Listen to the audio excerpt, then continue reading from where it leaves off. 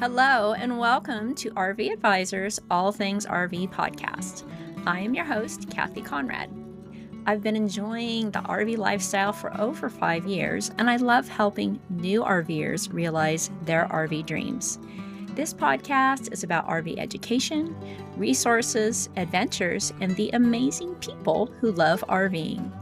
It is also about discovering the freedom RVers experience, the connection with nature that we are all so grateful for, and how RVing enriches our lives. On this podcast, you can expect us to talk about all things RV, including the good stuff, the challenging stuff, and everything in between. So join us weekly and enjoy the lineup of guests we have in store for you.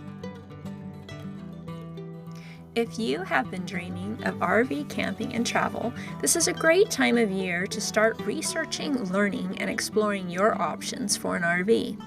I would love to help you get started on the right foot. Visit my website and schedule an RV readiness call. Let's get you started with a solid plan of action to make your way towards your RV adventures.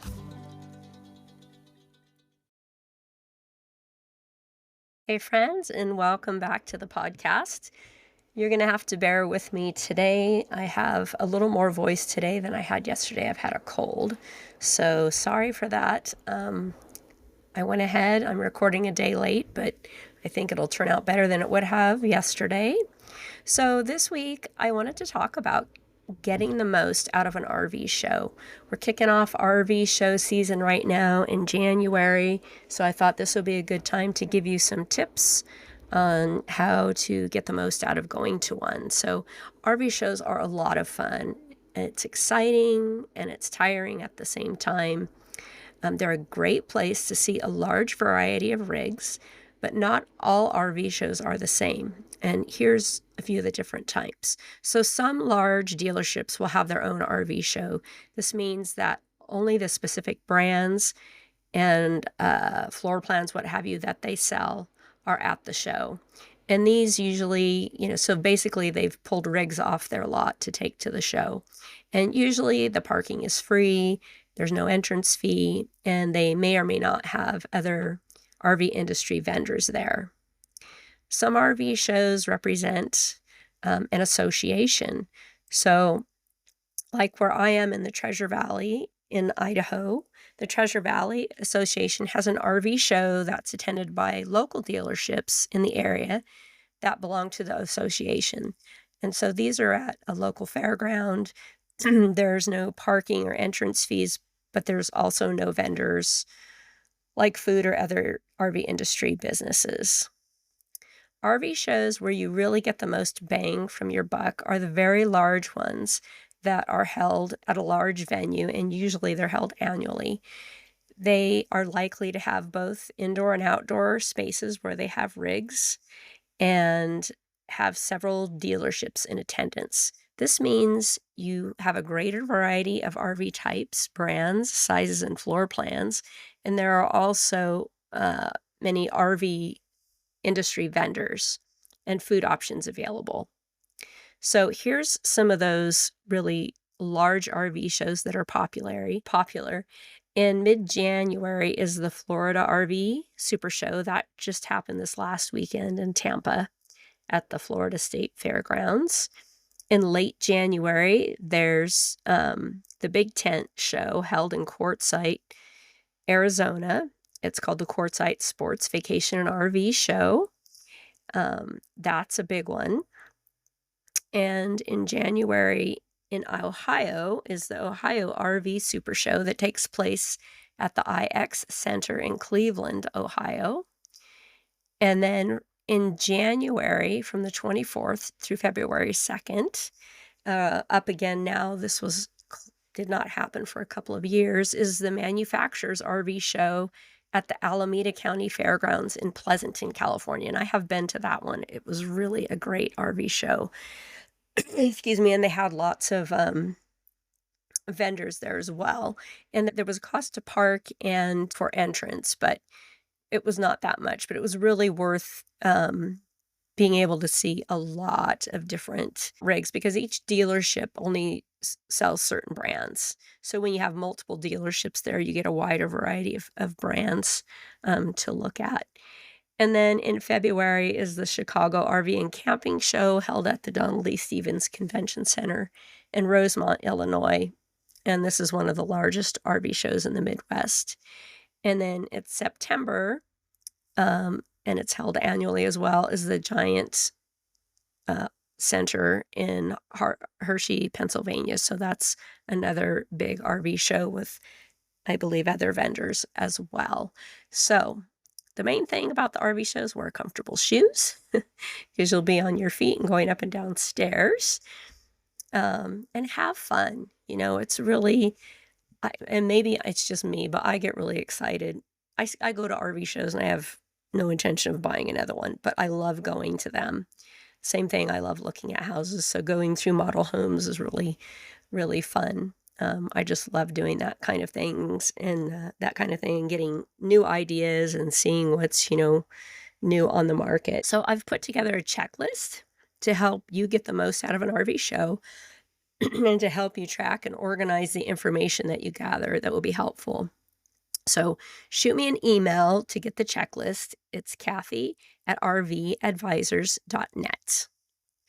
Okay, so let's dive into some tips to help you get the most out of this experience. And everybody's in a different spot on their journey to RV ownership, and I would just encourage you to hold off on buying until you have really done your research and have identified the rig that's going to best meet your travel and camping needs. And I think it's important you decide ahead of time whether you're going to buy new or used and from a dealership or an individual, because there's pros and cons to all. Also, it's a good idea before you buy to have that budget determined. And besides just buying the rig, which is the initial cost, there's also other items that you need to have that add up as well. And also other factors are like the cost of storage and insurance, maintenance and repairs. All those can be kind of hidden costs. Not everybody thinks about those. If you get to the RV show early in the day, the crowds are smaller, which will allow you a little more time to explore without feeling rushed and without having, sometimes it gets a little crowded when you're going through a rig, and that makes it a little harder to take pictures or videos.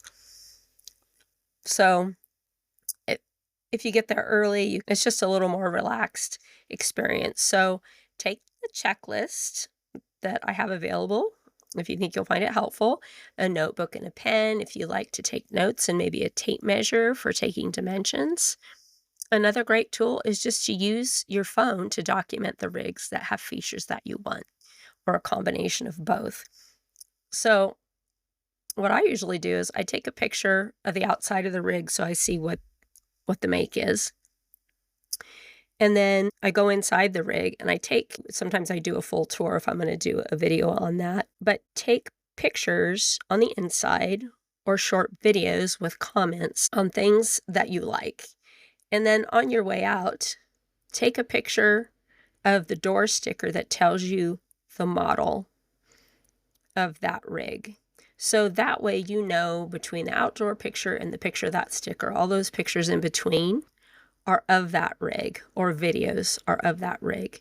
So I like to document in that way because then I have a visual. But you could do a combination of both. Maybe one person does the pictures and the videos and the other person, fills out the checklist or takes notes in a notebook. But you see so many that it's really impossible to keep them all straight without documenting something. So I encourage you just to take a little time, walk through it, but also sit down, look around, and imagine your camping or living experience in that particular rig. How does it feel? Does the space size feel good to you? Does, the layout, and how you're going to RV really plays a huge role in this. If you're going to be part-time, full-time, are you going to work from the RV? So it's a different experience and a different list that everybody is going to make. So take some short videos, make comments on aspects about things that you really like about a particular rig. Because in the end, you know, you may take a little bit from all these different ones and look for that and see if you can find it. So,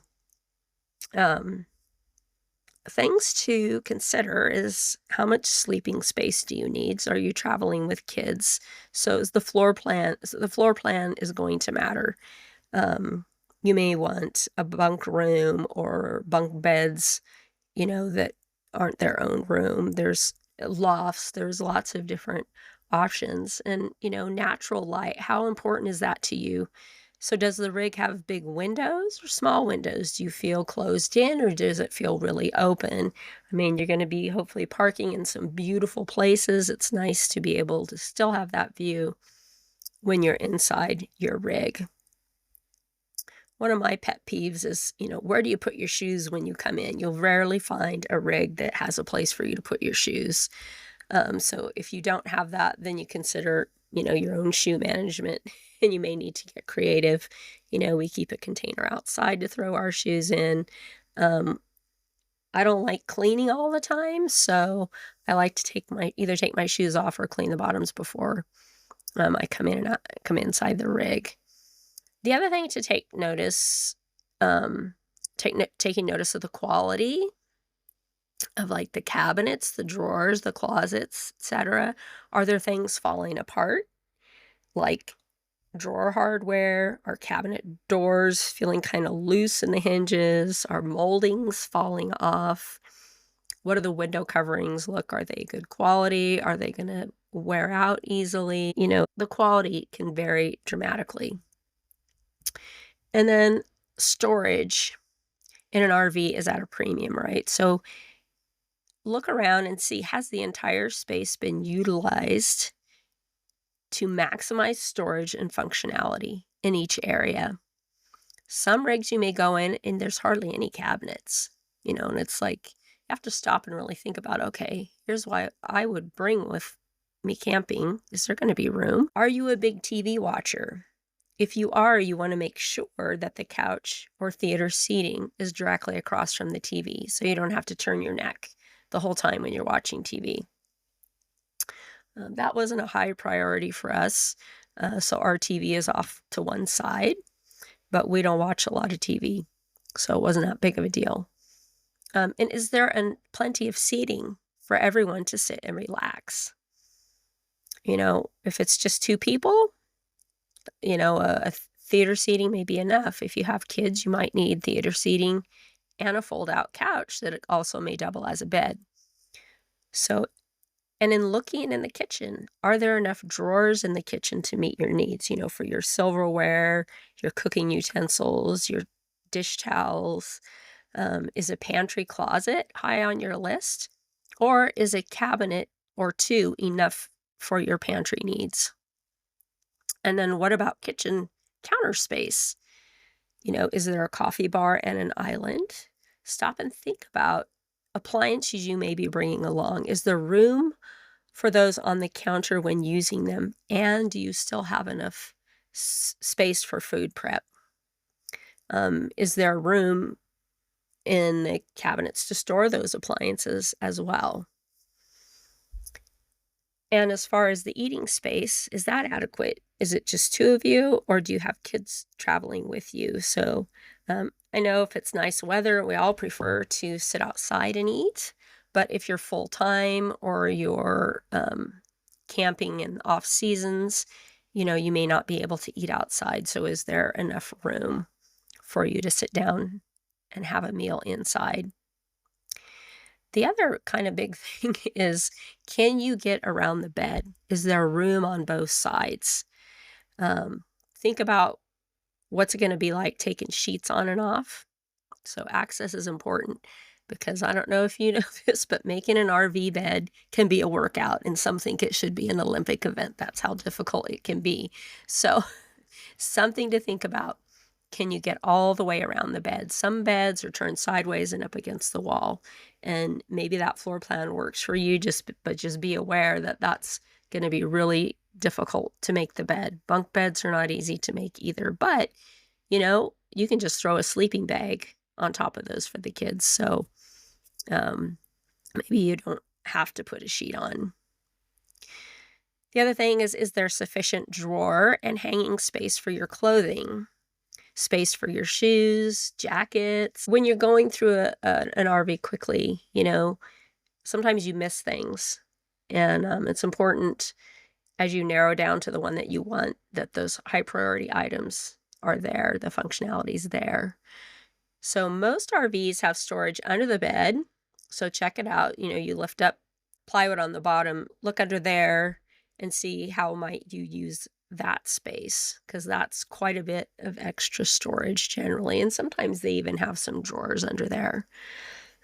And just an FYI, unless you are purchasing a really high-end unit that has an upgraded mattress, you will likely find that you have to replace that mattress very early on. RV mattresses are notorious for being thin and not very comfortable, so keep that in mind and keep it on your list of other items that you might have to buy. And are you looking at a fifth wheel? And do you plan to have a washer and a dryer?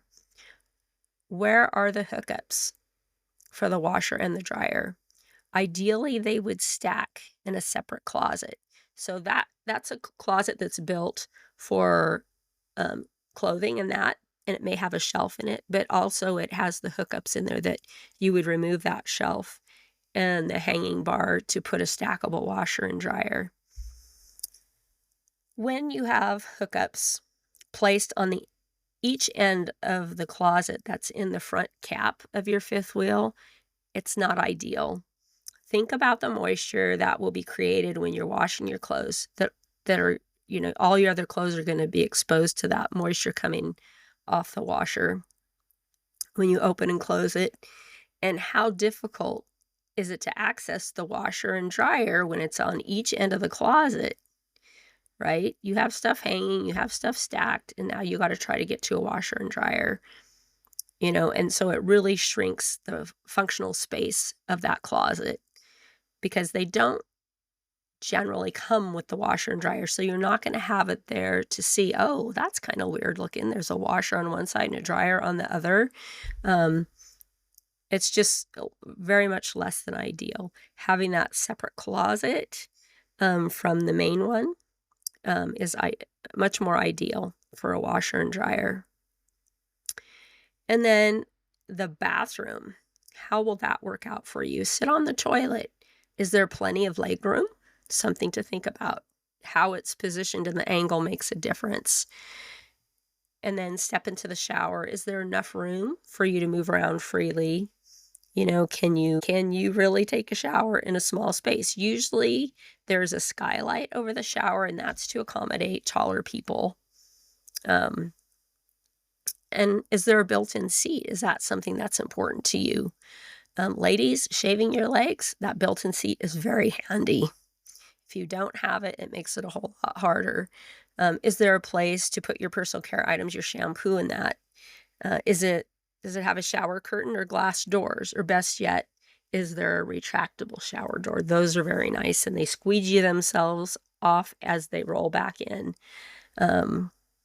Cleaning a glass shower door track in an RV is not easy. It's a job that sucks at home, cleaning the shower door track, and it's just amplified in an RV because just generally the bathrooms, you don't have a lot of space to maneuver around. So think about that. Can you maneuver around in the bathroom to clean it? Is there plenty of linen storage in the bathroom? Is there a place to hang your towels? So moving outside the rig, storage, it really varies based on the type of rig you're looking for. Travel trailers tend to have the least amount of outdoor storage or garage storage. You can add a pull-out drawer to those. that can make them a whole lot more convenient than crawling halfway in to get what you need and having to unload to get to the middle. So that's a nice feature. But if it doesn't have that, you can put that in afterwards. You can add it. Because you need to have room for all your hoses, your sewer hoses, your water hoses, tools that you should carry when you're traveling in case you need them.